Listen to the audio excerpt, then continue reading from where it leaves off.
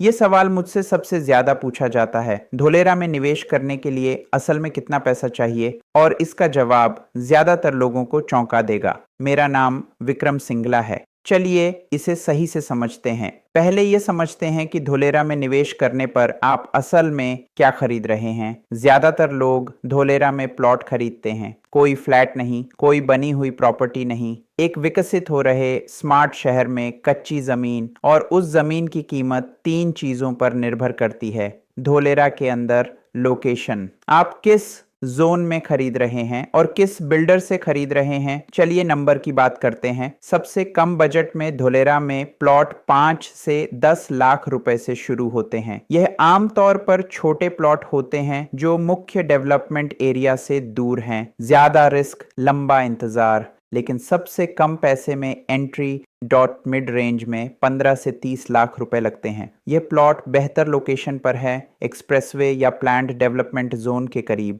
बेहतर कनेक्टिविटी और नज़दीकी भविष्य में ज़्यादा फायदे की उम्मीद।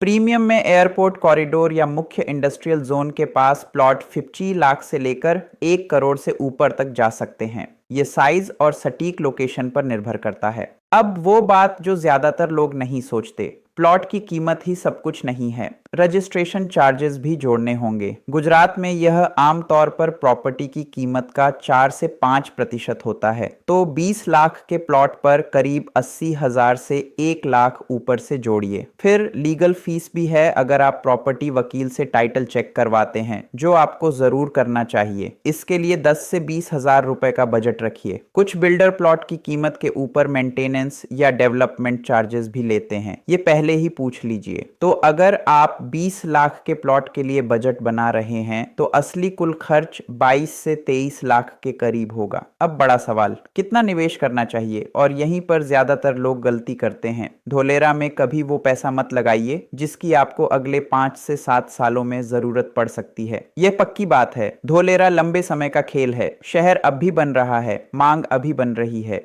अगर आपको 2-3 साल में पैसा चाहिए तो या तो नुकसान में बेचना पड़ेगा या फंसे रहेंगे। सही सोच ये है, जितना भी धोलेरा में लगाएं उसे कम से कम 7 से 10 साल के लिए बंद मानकर चलें। अगर आप यह आराम से नहीं कर सकते तो या तो रकम कम करिए या तब तक रुकिए जब आपकी आर्थिक स्थिति इसकी इजाज़त दे। शुरुआत के लिए कितना सही है? अगर आप पहली बार धोलेरा में निवेश कर रहे हैं और बहुत ज़्यादा दांव नहीं लगाना चाहते तो 10 से 15 लाख एक सही शुरुआत है। इससे आपको एक सही लोकेशन पर असली प्लॉट मिलेगा और पूरी जमा पूंजी दांव पर नहीं होगी। अगर आप थोड़े अनुभवी निवेशक हैं और लंबे समय के लिए सोच रहे हैं तो डेवलपमेंट कॉरिडोर के पास 30 से 50 लाख का निवेश ज्यादा अच्छा रिटर्न दे सकता है। और अगर आप धोलेरा को एक बड़े लंबे समय के निवेश के तौर पर देख रहे हैं तो एयरपोर्ट या इंडस्ट्रियल जोन के पास 1 करोड़ या उससे ज्यादा में सबसे बड़ा फायदा हो सकता है, लेकिन इसमें सबसे ज्यादा धैर्य और सबसे ज्यादा रिस्क लेने की क्षमता चाहिए। एक और बात जो कोई नहीं बताता, अपना सारा पैसा सिर्फ धोलेरा में मत लगाइए। धोलेरा आपके पोर्टफोलियो का एक हिस्सा होना चाहिए, पूरा दांव नहीं। किसी बने बनाए शहर में रियल एस्टेट, कुछ फाइनेंशियल निवेश, और फिर धोलेरा आपके हाई रिस्क हाई रिवॉर्ड लंबे समय के निवेश के तौर पर।